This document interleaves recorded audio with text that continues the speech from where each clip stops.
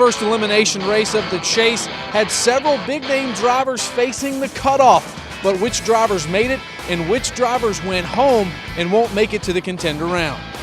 Matt Kenseth was your Coors Light pole sitter after qualifying was rained out earlier in the weekend, with his teammate Denny Hamlin starting to his inside. For the first 23 laps of the race, Matt Kenseth was your leader, but Kevin Harvick was a man on a mission. As he makes his way around the 20, the defending Sprint Cup Series champion was doing everything in his power to make sure he won at Dover and advanced to the contender round. NASCAR called a competition caution on lap 40 due to the lack of track time this weekend, and two chasers found themselves in trouble. Jimmy Johnson and Denny Hamlin were too fast on pit road. Both chase drivers had to restart the race in the rear of the field. Then, Jimmy Johnson's luck went from bad to worse. Just past 100 laps in, Johnson hit pit road to have his team look at an issue with the rear axle. He ends up having to go behind the wall with a failed axle seal, losing a ton of real estate on the track and in the championship standings as Johnson watched his dream of a 7th title fade away. The yellow flag flies again on lap 192 as a result of Jeb Burton hitting the wall. That was a huge break for Chase bubble driver Jamie McMurray, who was the free pass car, and Dale Earnhardt Jr., who was the last car on the lead lap and losing ground to Harvick at the time of the yellow. As the laps counted down, the battle at the cutoff spot between Jamie McMurray and Dale Earnhardt Jr. was back and forth. The two exchanged 12th and 13th place in the standings. Jr., he reported a loose wheel just inside of 50 laps to go, but luckily a caution came out on lap 354 for an incident involving Brent Moffitt.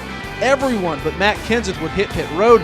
Kevin Harvick takes 2 tires, wins the race off pit road, but it was Harvick who took off on the restart past Kenseth as the 4 went to the point.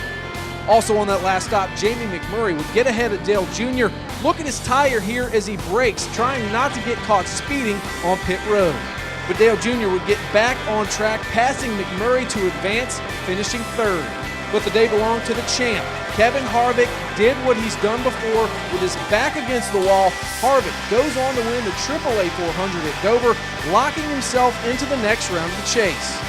Yeah, I don't think there was really any pressure. I think for us, we all knew what we had to do, and it was really no different preparation than what we would do on a weekly basis. McMurray ended up finishing 4th, just 1 spot behind Dale Jr., who won the tiebreaker with the best finish in the round.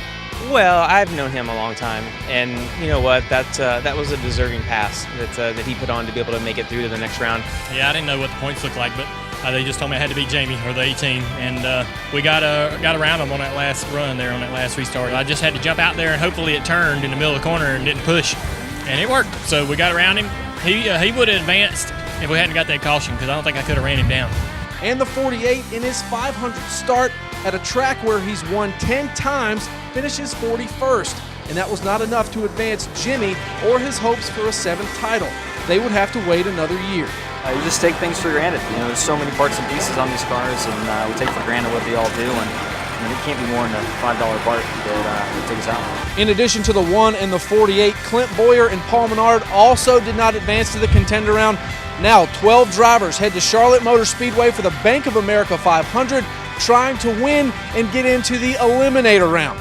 For NASCAR.com, I'm Jonathan Merriman.